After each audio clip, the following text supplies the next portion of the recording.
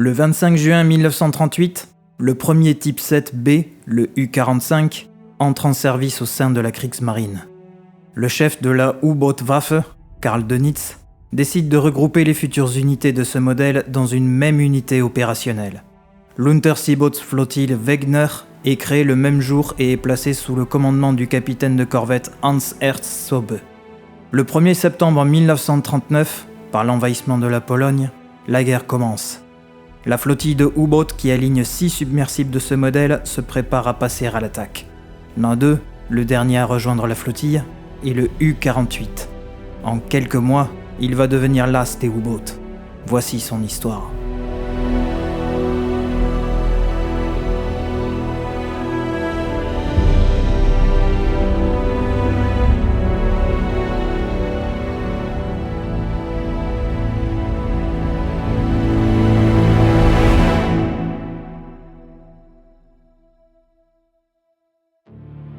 Avant de plonger dans ce documentaire, laissez-moi vous présenter notre sponsor, NordVPN.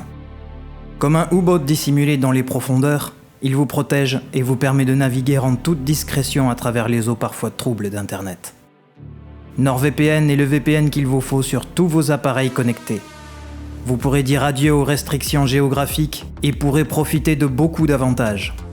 Vous pourrez accéder aux films et aux séries exclusives de vos plateformes de streaming préférées qui ne sont malheureusement pas disponibles en France, comme la série Captain America, Brave New World, ou si vous êtes fan de sport, vous pourrez suivre gratuitement la Formule 1 ou la Ligue des Champions en vous connectant au réseau belge ou suisse, car les compétitions y sont diffusées gratuitement. NordVPN chiffre toutes vos communications et ne garde aucune trace de votre navigation. Comme un U-Boot silencieux glissant sous les radars, il vous permet d'explorer Internet en toute discrétion, loin des regards indiscrets. Et grâce à sa protection anti-menace, NordVPN bloque automatiquement les fichiers malveillants, les logiciels dangereux, ainsi que les sites frauduleux ou de phishing, même quand le VPN n'est pas activé. Un vrai bouclier, toujours prêt à défendre, comme l'équipage d'un sous-marin prêt à riposter à la moindre attaque. Autre avantage stratégique, un seul compte NordVPN peut protéger jusqu'à 10 appareils à la maison. Votre téléphone, votre tablette, votre télé, votre ordinateur, toute votre flotte numérique est couverte. Si cela vous intéresse, grâce au lien nordvpn.com/lavoie présent dans la description, vous bénéficiez d'une offre spéciale. 4 mois offerts sur les abonnements de 2 ans. L'abonnement de base est à seulement 2,91 € par mois. Et bien sûr, c'est satisfait ou remboursé pendant 30 jours avec un support client disponible 7 jours sur 7. Alors n'attendez plus, le lien est en description. Merci à NordVPN d'avoir sponsorisé ce documentaire. Et maintenant, cap vers les profondeurs. Embarquons ensemble à bord du U-48, l'un des U-Boats les plus redoutés de la Seconde Guerre mondiale.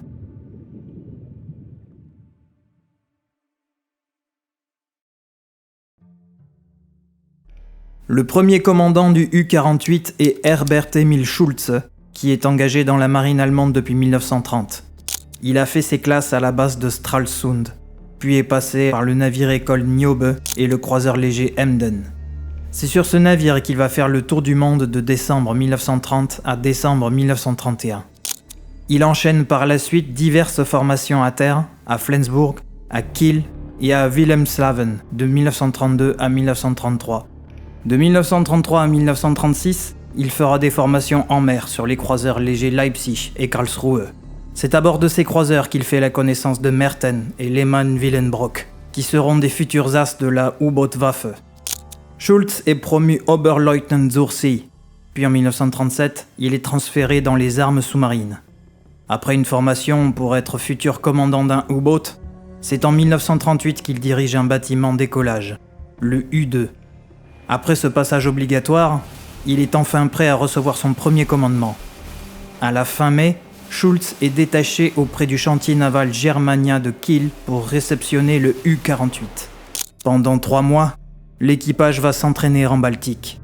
Schulze est promu Kapitänleutnant et c'est là qu'il reçoit son premier surnom, Vati, qui signifie « papa ». Pourquoi ? Parce que c'est un officier qui prend soin de ses hommes, comme un père avec ses enfants. Pour les encadrer, il peut compter sur des officiers compétents qui feront parler d'eux par la suite. Le premier officier de quart, le lieutenant Reinhard Schuren, et le deuxième officier de quart, le lieutenant Otto Ittes. Le 19 août, avant le début de la guerre, le U-48 appareille à Kiel. Il fait partie de la première vague des 18 submersibles que Dönitz envoie préventivement en Atlantique pour perturber le trafic ennemi dès que les hostilités seront déclenchées. Schultz doit sillonner un secteur à l'ouest du golfe de Gascogne.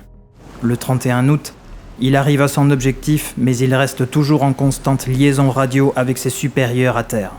C'est ainsi qu'il apprend le déclenchement des hostilités. Le lendemain, à 14h22, les hommes de quart en passerelle signalent un pétrolier. Le U-48 plonge aussitôt dans la pénombre de la mer pour ne pas être repéré.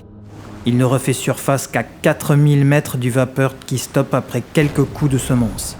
Le capitaine du bâtiment est convoqué sur le submersible et c'est à ce moment-là que Schultz apprend qu'il s'agit d'un pétrolier norvégien, Abardan, un navire neutre qui était parti du Havre et qui devait rejoindre le Mexique. Les papiers du navire sont en ordre. Le U-48 relâche le capitaine et Schultz écrit dans le journal de bord « Le désappointement est grand. Leçon, je n'arrêterai plus les vapeurs faisant route vers l'ouest, car la probabilité de leur innocence est trop grande et mes motifs trop faibles. » Sa déception est très vite effacée. Le 5 septembre 1939, à midi, il torpille un navire de marchandises, le Royal Sept. Une torpille a suffi pour le faire couler. Son équipage, lui, a quitté le navire et attend les secours. Le cargo anglais Browning arrive pour récupérer les naufragés quand tout à coup, le U-boat le stoppe d'un coup de canon. Sans que les Allemands aient dit quoi que ce soit et pensant que c'est leur dernière heure, les marins abandonnent le navire. Schultz interpelle les naufragés et leur demande de monter à bord pour accueillir les naufragés du Royal Sept. 2 jours plus tard, au matin, Schultz procède de la même façon avec un autre navire marchand britannique, le Winkley, qui navigue sans escorte. Face à la panique, l'équipage à son bord le saborde et l'évacue. Le 11 septembre, le U-48 fait route du nord de Rockall et contourne les îles britanniques pour retourner à sa base de Kiel. Durant son trajet, le U-boat envoie par le fond le cargo Fairby. L'équipage du U-48 apporte les premiers soins aux blessés et laisse l'équipage du cargo prendre place sur les canaux de sauvetage. Schultz émet un message clair aux Britanniques pour qu'ils puissent être secourus rapidement. À transmettre à Monsieur Churchill. J'ai coulé la vapeur britannique Fairby. Position 50-9 degrés 40 minutes au nord, 13 degrés 50 minutes ouest. Sauvez l'équipage s'il vous plaît. Signé submersible allemand. Après cet acte humanitaire, le U-boat atteint Kiel le 17 septembre. Quelques jours plus tard, le capitaine Schultz est décoré de la Croix de fer de seconde classe. Après quelques jours à quai, le U-48 repart en mer le 4 octobre 1939. Sa mission est de rejoindre le même secteur de patrouille, mais il a l'ordre de se soumettre tactiquement au commandant Werner Hartmann, qui sera sur place à bord du U-37. Au cours des 5 premières patrouilles, on remarque que Schultz quitte toujours Kiel en passant par le Kaiser Wilhelm Canal, qui relie la Baltique à l'estuaire de la Weser, afin d'arriver en mer du Nord par la baie allemande. Ce trajet de 98 km de long est une alternative moins risquée et plus discrète que la traversée de Kattegat, où le U-48 pourrait facilement se faire repérer depuis les côtes scandinaves, voire se faire attaquer par des sous-marins britanniques qui patrouillent en permanence dans ce secteur. Encore une fois, le submersible doit contourner les îles britanniques, une route longue que l'on peut raccourcir en passant entre l'Écosse et les Shetland par le passage de Fair Isle. Mais pour Schultz, ce choix paraît plus dangereux. Il note dans son journal de bord « Je n'utiliserai pas le passage de Fair Island, car je m'attends à de lourdes reconnaissances aériennes là-bas. Passage de nuit, plus temps d'approche, plus départ en surface me paraît plus chronophage que l'itinéraire passant par au-dessus. Aussi, la difficulté de navigation par rapport au temps gagné n'est pas avantageuse. » Le 12 octobre 1939, le U-48 n'a pas encore rejoint sa zone de rassemblement lorsqu'il aperçoit un pétrolier français, le Émile Miguet, qui fait partie du convoi KJ-2. Une fois l'œil sur l'objectif, les torpilles foncent vers le pétrolier qui coule. Le lendemain, il coule 2 autres navires isolés, le britannique Heron's Pool et le français Louisiane. Le 14 octobre, il envoie par le fond un autre cargo en mer Celtique, puis il rejoint le U-37. Le 16 octobre, le convoi HG-3 est localisé. Le lendemain, le U-37, le U-46 et le U-48 l'attaquent. Schultz détruit le Klein-Schischalm, mais plusieurs de ses torpilles dysfonctionnent, ce qui permet à de nombreux bâtiments de s'échapper. Le 19 octobre, le U-48 repart à sa base à Kiel quand il intercepte le Rockpool en mer Celtique. Mais le vapeur anglais répond à coups de canon, forçant le U-boat à plonger. Après avoir attendu un petit moment, le U-48 refait surface mais Schultz aperçoit un destroyer ennemi qui se rapproche et il décide donc de retourner dans les profondeurs de la mer. Le 25 octobre, il revient dans sa zone de mouillage à Kiel. Pour le récompenser de ses bons résultats, soit 8 navires coulés, Herbert Schultz reçoit la croix de fer de première classe ainsi que l'insigne de combat des U-boats. Le 20 novembre 1939, le U-48 repart en patrouille. Le submersible traverse la mer du Nord pour se rendre dans les Western Approaches, ou atterrages occidentaux. Dans la nuit du 26 au 27 novembre, il passe entre les Orcades et les Shetland. Sur sa route, il aperçoit un pétrolier tout feu allumé. Il pourrait être neutre, mais s'il était neutre, il ne serait pas escorté par des destroyers. Schultz ordonne le lancement d'une première torpille, mais sans succès. Il ordonne le lancement d'une seconde torpille qui cette fois atteint la coque du tanker. Il s'agit d'un bâtiment suédois, le Gustaf E. Reuter, faisant la liaison de Haugesund en Norvège à Curaçao, île qui fait partie du royaume des Pays-Bas dans les îles Caraïbes. L'explosion endommage le pétrolier mais il ne coule pas. L'équipage est rapidement secouru et un remorqueur des Orcades vient lui passer une amarre pour le tirer en lieu sûr. Pendant ce temps, le U-48 s'éloigne par le nord-est, puis contourne l'Écosse pour redescendre le long de l'Irlande début décembre. Le 7 décembre, il est en mer Celtique et pousse jusqu'à l'entrée nord du canal Saint-Georges. C'est dans ces parages qu'il découvre un traînard du convoi OB-48. Juste avant midi, il plonge, puis une torpille est lancée, atteignant sa cible. Schultz croit que c'est le vapeur Navasota, mais en réalité il s'agit du vapeur écossais Brandon. Le convoi OB-48 apparaît soudainement à tribord et le U-48 l'approche tout doucement. Lorsqu'il s'apprête à plonger, un hydravion le repère. Tout l'équipage du U-boat repart à l'intérieur et ferme les coutilles. Pour diminuer le temps de plongée, les hommes disponibles se rassemblent le plus vite possible à l'avant pour que le U-boat plonge plus vite dans la pénombre de la mer. Tous courent pour s'entasser près des tubes lance-torpilles avant. Le U-48 vient de disparaître de la surface lorsque le Sunderland lance ses grenades dans son sillage. 4 explosions secouent le submersible sans provoquer de dégâts. L'hydravion a alerté les escorteurs car les Allemands entendent distinctement le bruit des pales d'hélice de plusieurs destroyers qui se rapprochent. Le commandant du U-boat ordonne d'avancer avec une allure silencieuse, ce qui est le seul moyen de ne pas se faire détecter à l'hydrophone. Soudain, c'est le bruit caractéristique de l'Asdic qui se fait entendre. 2 destroyers se relaient dorénavant.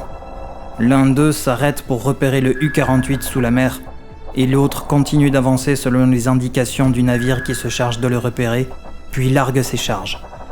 Les explosions sont proches, tellement proches que ça secoue violemment l'équipage du U-boat. Schultz ordonne de plonger plus profondément et offre aux émissions d'Asdic l'arrière de son U-boat, qui est la partie la moins visible. Les grenadages continuent. Les destroyers ne lâchent pas leur proie. La seule solution pour le commandant est de se poser sur le fond de la mer et attendre que les destroyers britanniques abandonnent leurs recherches. À 18h, lorsque la nuit est tombée, Schultz remet en marche le U-48 et donne l'ordre de stabiliser à 60 mètres. Les bâtiments britanniques paraissent désormais éloignés et le submersible parcourt 2 nautiques à allure silencieuse pour quitter la zone, puis revient à la surface. Mais le commandant s'aperçoit qu'il émerge au beau milieu d'un hunting group. Retour sous la mer, mais par chance, il n'a pas été repéré par les patrouilleurs. Le U-48 continue de progresser en surface sur ses batteries pour émettre le moins de bruit possible. Malgré une nuit claire et une bonne visibilité, il n'est pas remarqué et peut s'échapper tout en réparant ce qui a été endommagé. Les réparations prennent du temps et empêchent le U-boat d'attaquer un autre convoi. De plus, la météo se dégrade à mesure que le temps passe. Le grain de pluie cache le U-48, car 2 destroyers passent à moins de 100 mètres de lui sans le repérer. Le 9 décembre, des traînards sont aperçus. Schultz passe à l'attaque malgré l'état de la mer et les instruments optiques endommagés. 2 premières torpilles sont lancées et elles ratent le pétrolier anglais San Alberto. Vers 6h45 du matin, une 3e torpille est lancée et touche le centre du pétrolier, le coupant en 2. Le 15 décembre, alors qu'il rejoint sa base à Kiel, il intercepte un cargo grec, le Germain, au sud-ouest de l'Irlande, sur la route New York-Cork. Le Germain transporte des marchandises destinées au Royaume-Uni, ce qui autorise le U-boat à le détruire malgré qu'il soit neutre. Les sous-mariniers font monter l'équipage grec dans les canots de sauvetage avant de couler le cargo d'une torpille. Le U-48 retourne à Kiel où il s'amarraquait le 20 décembre. L'équipage bénéficiera d'1 mois de repos. Schultz, lui, va en profiter pour rédiger et rendre à ses supérieurs un mémoire d'une 10aine de pages faisant le bilan de ces 3 mois de guerre.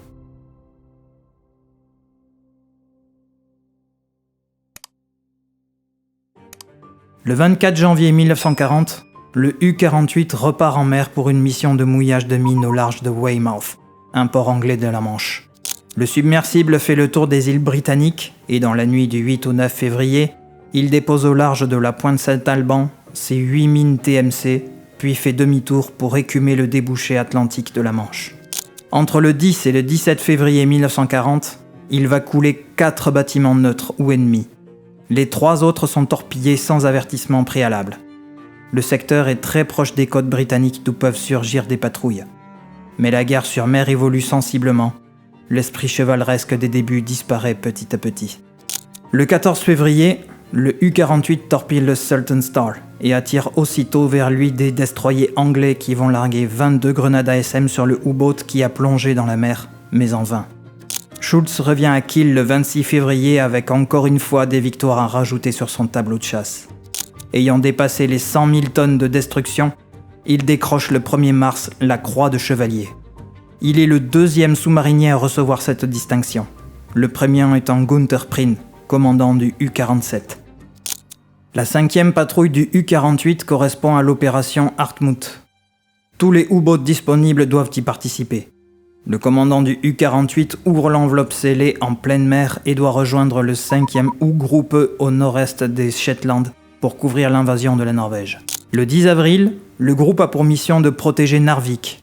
En cours de route, les U-48 et U-49 sont redirigés vers des fjords voisins que la Kriegsmarine suspecte d'être des sites de débarquement pour les forces franco-britanniques.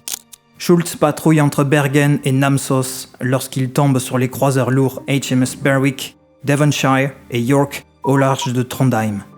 Le U-48 va procéder à 2 attaques à la torpille. 4 des 6 torpilles lancées explosent prématurément, alertant les Britanniques qui peuvent se dégager sans subir de dommages. Schultz remonte en surface car il s'aperçoit que les torpilles présentent des vices de fabrication. Il décide de briser le silence radio pour en référer au BDU. Le 13 avril, le submersible est envoyé à Narvik où la situation allemande s'est considérablement détériorée. Le lendemain, il entre dans le Westfjord et tombe sur un destroyer qu'il met énormément de temps à identifier. Cette longue attente va jouer contre lui. Le U-48 subit un long grenadage, mais il s'en sort. Il s'approche du cuirassé Warspite, qu'il tente d'attaquer, mais en vain. Ses torpilles n'explosent pas. Le 20 avril 1940, désemparé par cette crise de torpilles qui touche l'ensemble des U-boats, Herbert Schultz rentre à Kiel après n'avoir coulé qu'une seule cible en 18 jours de patrouille. Mais à peine arrivé à terre, Schultz tombe gravement malade. Il a des problèmes rénaux et gastriques qui l'obligent à être hospitalisé et sa convalescence va durer jusqu'en octobre. Schultz n'a d'autre choix que de céder le commandement de son U-boat. Son remplaçant est le capitaine de corvette Hans Rudolf Rosing, qui a eu une longue expérience dans le domaine des U-boats. Le 26 mai 1940, le U-48 repart en mer avec un équipage presque inchangé. Au 2e jour de mer, l'équipage note une fuite dans un panneau. Rosing fait poser le submersible sur le fond pour étudier le problème, mais les tests de plongée qui suivent montrent que le problème est irréparable avec les moyens du bord. Le bâtiment doit être envoyé à Trondheim, où les réparations seront effectuées. En attendant, le U-boat est ravitaillé pour pouvoir reprendre la mer le 3 juin. Une fois de retour en mer, on lui signale dans la soirée du 5 juin, au nord-ouest de l'Écosse, un premier cargo. Le U-48 approche, profite de l'obscurité puis plonge à profondeur périscopique et on voit une torpille qui manque sa cible. Rosing s'aperçoit que le navire n'est pas escorté, donc il donne l'ordre de faire surface et poursuit le combat en le canonnant avec sa pièce de 8,8 cm. Le navire adverse, le Stancore, encaisse 77 coups avant de couler. Le 7 juin, au large de la côte nord de l'Irlande, le U-48 torpille 2 autres navires marchands en 1 heure de temps. Dans la nuit du 10 au 11 juin, une autre torpille du U-boat touche un 4e cargo. Rosing reçoit un message important venant du U-43. Apparemment, il aurait repéré un convoi et lui demande à ce que 4 U-boats se rallient à la meute pour l'attaquer. Le U-48 est choisi pour coordonner l'attaque, mais le problème est qu'il ne connaît pas la position des autres U-boats et certains n'arrivent même pas à rejoindre le convoi en question. Donc il décide d'annuler la poursuite de ce convoi. Le 18 juin 1940, à midi, il tombe sur un autre convoi d'une vingtaine de bâtiments. C'est le convoi HGF-34 qui fait la navette entre Gibraltar et Liverpool. À la nuit tombée, Rosing attaque le convoi seul et détruit 2 minéraliers et un cargo en moins de 3 heures de combat. Le lendemain, en fin d'après-midi, un pétrolier est repéré. Comme il est isolé, le U-48 envoie immédiatement une torpille et le pétrolier disparaît dans la mer. Le 21 juin, le U-48 débute son voyage retour car il n'a plus que 2 torpilles dans les tubes. Le 28 juin, il arrive à Kiel avec 37 421 tonnes détruites. Cette 6e patrouille est la plus réussie pour le U-48. Rosing a changé toute la stratégie. Désormais, le U-boat attaque uniquement la nuit pour échapper aux avions et aux escorteurs qui sont de plus en plus nombreux en Atlantique. Sur cette stratégie, Dönitz laisse un commentaire dans son journal de bord. Une excellente patrouille de guerre. L'attaque tenace du convoi du 19 juin fut exemplaire. Le 3 juillet 1940, grâce à ce succès, Rosing est décoré de la Croix de fer première classe. Le 7 août 1940, le U-48 repart à nouveau en patrouille. Pendant plusieurs jours, ce sera le calme le plus plat. Mais le 15 août, il doit plonger en urgence pour échapper à un destroyer qui, de son côté, n'a apparemment rien remarqué. Le lendemain matin, un message l'informe qu'un convoi marchand à 8 nœuds doit passer par le cadran AL5677 qui se trouve non loin de la position du U-48. Il change de cap et file en direction du convoi qui est repéré à 10h51. 1 heure plus tard, une torpille est lancée, mais elle touche sa cible sans exploser. Vers 12h05, une seconde torpille est tirée à 600 mètres de distance contre un vapeur suédois qui coule rapidement. D'autres tirs de torpilles ne donnent rien, mais ils donnent l'alerte au convoi sur la présence d'un U-boat. Face au danger, le U-48 rompt le contact. Le 18 août, Rosing repère un navire marchand isolé. Il lance 2 torpilles à 10 secondes d'intervalle. Au bout de la 3e torpille, le navire sombre dans la mer. Le submersible s'éloigne pour pouvoir recharger ses tubes, ce qui est une tâche très délicate pour l'équipage allemand. Le 24 août, il poursuit un pétrolier, puis au bon moment, lance une torpille et l'envoie par le fond.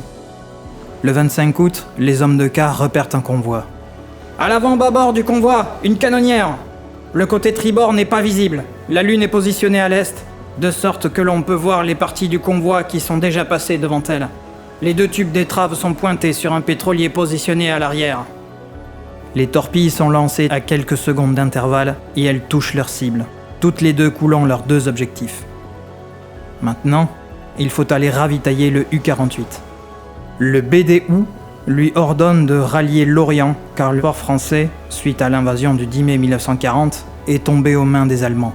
Depuis juin, une base de U-boat est prête à accueillir tous les submersibles dans le besoin. Lorsque le U-48 atteint l'Orient, il revient avec 29 169 tonnes coulées. Le 29 août 1940, pour cette nouvelle réussite, Rosing reçoit la croix de chevalier de la Croix de Fer. Début septembre 1940, Dönitz convoque Rosing et lui apprend qu'il lui retire son commandement du U-48. Il l'informe qu'il aura un poste beaucoup plus important à terre puisqu'il sera officier de liaison auprès de la force sous-marine italienne engagée en Atlantique depuis Bordeaux. Dönitz l'assure qu'il a toutes les compétences requises pour ce poste et lui dit « Vous avez commandé le U-48 lors de ses 6e et 7e patrouilles de guerre d'une manière exemplaire. Votre successeur aura du mal à vous suivre. Peut-être devriez-vous discuter avec lui des bizarreries du bateau et de l'équipage. Cela ne sert à rien de le laisser faire ses propres erreurs. » Son remplaçant à la tête du commandement du U-48 est le capitaine Heinrich Bleichrodt, qui est un officier qui n'a pas beaucoup d'expérience dans les sous-marins puisqu'il n'est affecté dans la U-Boot-Waffe qu'en octobre 1939. Dans un premier temps, le nouveau commandant doit apprendre de ses subordonnés, mais sans que la discipline ne soit relâchée. Le 8 septembre, le U-48 reprend la mer dans la soirée pour aller en patrouille dans les Western Approaches. Dans la nuit du 14 au 15 septembre, il tombe nez à nez avec le convoi SC-3, formé de 47 bâtiments, qui est en route pour Liverpool. Bleichrodt transmet l'information par radio aux autres U-boats dans les parages, puis passe à l'attaque en surface. La première torpille lancée rate le vapeur Empire Soldier, mais à la place, elle explose contre le cargo grec Alexandros. Pendant qu'Alexandros coule, le U-48 est repéré par un escorteur qui fonce droit sur lui pour les prôner. Bleichrodt comprend qu'il est inutile de plonger. Il ordonne un tir de torpille qui fait mouche. 1 minute plus tard, le sloop HMS Dundee, qui est le seul et unique escorteur du convoi, coule avec 12 de ses hommes d'équipage. 1 heure après, une nouvelle torpille envoie par le fond l'Empire Volunteer. Le 17 septembre au matin, le U-48 repère un nouveau convoi, l'OB-213, et le poursuit comme une ombre jusqu'à la tombée de la nuit. Une fois positionné, le U-boat lance simultanément 2 torpilles sur un liner, mais aucune des torpilles ne le touche. Un quart d'heure plus tard, le submersible lance une nouvelle torpille et cette fois, elle touche au but. Le City of Bainers est évacué en urgence avant qu'il ne sombre. À son bord, il emmenait 90 enfants anglais au Canada et 77 d'entre eux n'échapperont pas au naufrage. À minuit 7, c'est au tour du Mariner d'être touché par une torpille. Le convoi se disperse et le U-boat met fin à la traque au petit matin après avoir perdu un pétrolier qu'il pourchassait. Le 18 septembre, en soirée, il repère un navire marchand, le Magdalena, un traînard du convoi SC-3 et l'envoie par le fond. 2 jours plus tard, le U-48 reçoit un message du U-47 de Gunther Prien, car il vient de localiser un convoi, le HX-72, et demande des renforts. Dönitz forme une meute avec les U-48, U-65, U-43, U-99 et U-100 qui doivent se diriger vers l'objectif. Le U-48 atteint son objectif, mais Bleichrodt tire une torpille beaucoup trop loin. 20 minutes plus tard, il lance de nouveau une torpille et touche le vapeur Blairangus, qui explose. Le U-48 tire sa 14e torpille sur un pétrolier, mais elle dysfonctionne et n'explose pas. Le submersible continue à suivre le convoi, et au soir il touche le cargo Broome Park. Le 25 septembre 1940, le U-48 revient à Lorient après 18 jours passés en mer. Durant sa patrouille, le U-boat a détruit 39 554 tonnes. De ce fait, Bleichrodt reçoit l'insigne de combat des U-boats ainsi que la croix de fer première classe. Comme la patrouille en mer a été courte, le U-48 doit repartir dès qu'il aura été inspecté et ravitaillé. Le 5 octobre, le U-boat repart et rejoint une zone de mer des Western Approaches située au sud de l'Islande, au niveau du 20e parallèle. Il reçoit des messages d'autres U-boats le prévenant qu'il doit se diriger vers le convoi HX-77. Il réussit à rejoindre le convoi le lendemain et attend la nuit pour l'attaquer. Il coule un premier cargo, puis un second. Une autre torpille coule le pétrolier d'Avenger. Mais le temps se gâte et Bleichrodt perd le contact avec le convoi. Le 16 octobre, il plonge pour éviter un destroyer britannique, ce qui présage l'arrivée d'un nouveau convoi. Le U-93 confirme l'hypothèse par radio. Le SC-7 est repéré dans la nuit du 16 au 17 octobre. Le U-48 lance 3 torpilles réglées à une vitesse de 30 nœuds. Quelques minutes plus tard, 3 explosions se font entendre. Bleichrodt revendique 3 coups au but, mais les historiens confirmeront que seuls 2 navires ont coulé.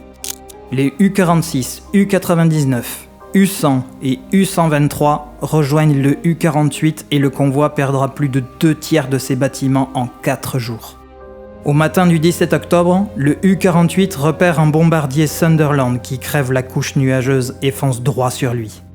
Ordre est donné de réaliser une plongée d'urgence. Les 2 premières grenades explosent à 15 et 20 mètres du U-boat, qui est durement secoué, mais qui s'en tire sans dommage. Pendant plus de 5 heures, l'avion va le traquer sans relâche en larguant 48 autres charges de profondeur, mais en vain. Le U-48 refait surface à 15h20 sans dégâts à son bord. Le lendemain matin, il repère 2 navires marchands qu'il prend en chasse. Une première torpille est envoyée, mais elle dysfonctionne. La seconde rate sa cible et la troisième détruit l'un des 2 traînards du convoi OB-228. Le 19 octobre au matin, le U-47 transmet un rapport de contact avec un nouveau convoi, le HX-79. Bleichrodt ordonne de changer de cap et atteint son objectif en début d'après-midi. À minuit 24, il torpille le pétrolier Chirac, qui avait déjà été endommagé quelques heures auparavant par le U-47. Mais le U-48 est pris en chasse par un escorteur et doit rompre le contact. Dans l'après-midi du 20 octobre, il reçoit l'ordre de revenir en Allemagne. Le U-48 arrive à Kiel 7 jours après avoir reçu son ordre de repli à la base. À Kiel, il va faire l'objet de 3 mois de chantier et c'est l'occasion pour l'équipage de souffler un peu. Bleichrodt rédige un rapport de mission et Dönitz fera ce commentaire. Une patrouille très réussie, excellente performance en attaque nocturne. Cependant, lors du maintien du contact, le commandant devra être plus dur. Dans cet aspect, il n'a pas fait tout ce qu'il pouvait faire. Depuis le début du conflit, le U-48 a détruit plus de 200 000 tonnes, ce qui vaut à Bleichrodt d'être décoré de la Croix de Chevalier de la Croix de Fer qu'il reçoit le 3 novembre. Il suit ensuite le chantier du U-48 jusqu'au début du mois de décembre, puis part en congé. En janvier 1941, il reçoit un nouveau commandement. Le nouveau commandement du U-48 redevient depuis le 16 décembre Herbert Schulz, le premier commandant du U-boat. Le 20 janvier 1941, Schulz appareille à Kiel et doit aller en patrouille dans les Western Approaches.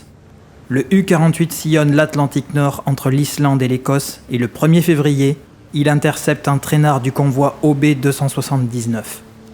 Une première torpille est lancée mais le rate. La seconde torpille l'immobilise. L'équipage évacue le navire et le U-48 détruit le navire grâce à son canon. Le 19 février, Schulz doit se diriger vers le sud pour participer à la traque du convoi OB-287 qui a été localisé par la Luftwaffe. Le BDU envoie plusieurs unités ratisser le secteur en question, mais les coordonnées sont erronées et les navires ennemis passent sans être repérés. Le 21 février, décision est prise d'abandonner la poursuite. Le U-48 met cap au sud-est vers son nouveau port d'attache, Saint-Nazaire. Le 24 février, sur son chemin en mer Celtique, il envoie par le fond un navire marchand britannique, faisant prisonnier le commandant et le chef mécanicien. Le 27 février, à l'arrivée du U-boat en France, ils sont envoyés en Allemagne comme prisonniers de guerre. En 39 jours de patrouille, le résultat est maigre. Seuls 2 navires ont été coulés, ce qui montre le changement qui s'opère dans la bataille de l'Atlantique.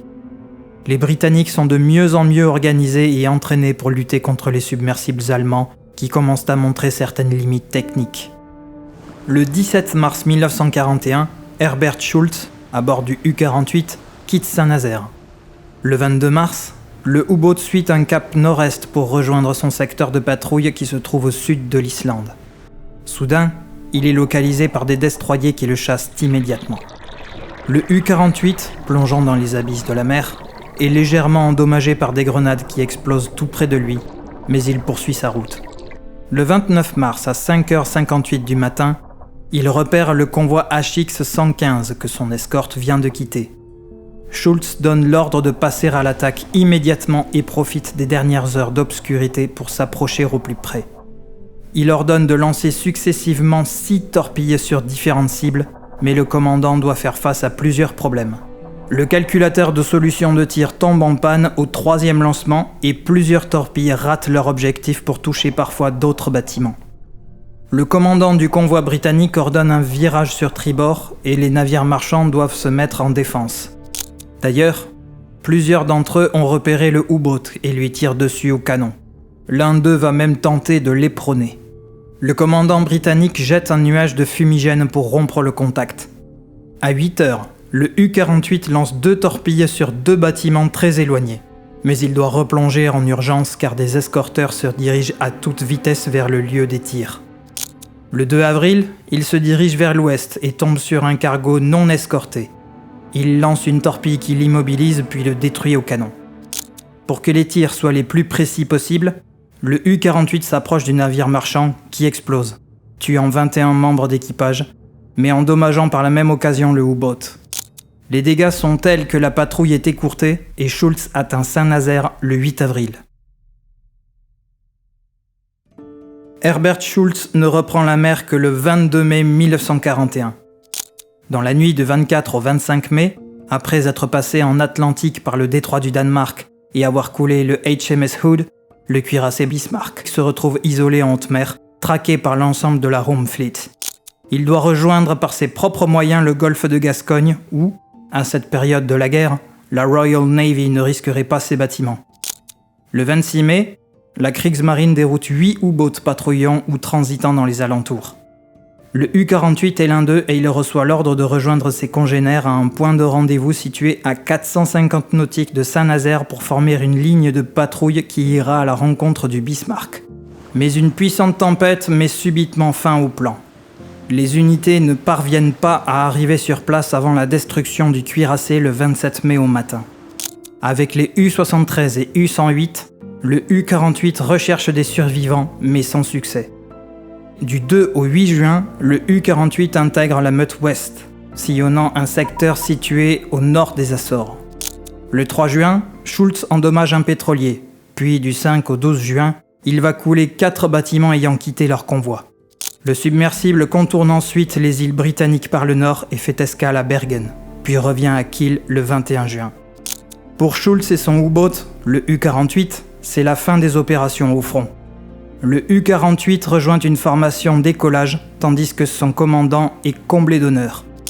Il est décoré des feuilles de chêne le 30 juin par Hitler, et le 15 juillet, il reçoit également l'insigne de combat des U-boats avec brillant.